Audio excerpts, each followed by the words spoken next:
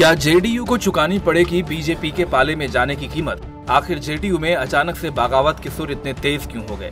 बिहार में जो कुछ हुआ उसकी उम्मीद तो काफी पहले से थी, लेकिन सब कुछ इतनी जल्दी हो जाएगा इसके बारे में शायद ही किसी को अंदाजा रहा होगा।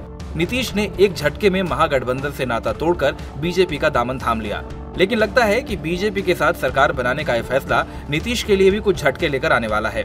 दरअसल बीजेपी के साथ सरकार बनाने का नीतीश का फैसला उनकी ही पार्टी के कुछ नेताओं को रास नहीं आया है। पार्टी के भीतर इस फैसले के खिलाफ कुछ आवाजें भी उठने लगी हैं। जेडीयू के पूर्व अध्यक्ष शरद यादव और राज्यसभा सांसद अली अनवर इस फैसले के खिलाफ हैं।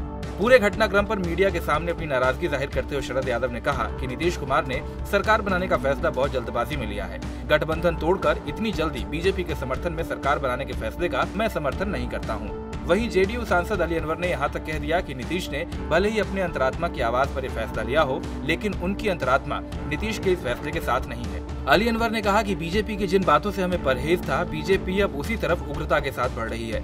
हालांकि बीजेपी के साथ जाने पर जेडीयू में बगावत की आशंका काफी पहले से जताई जा रही थी। कहा जा रहा था कि अगर नीतीश बीजेपी के साथ जाते हैं तो पार्टी को टूट का सामना करना पड़ सकता है।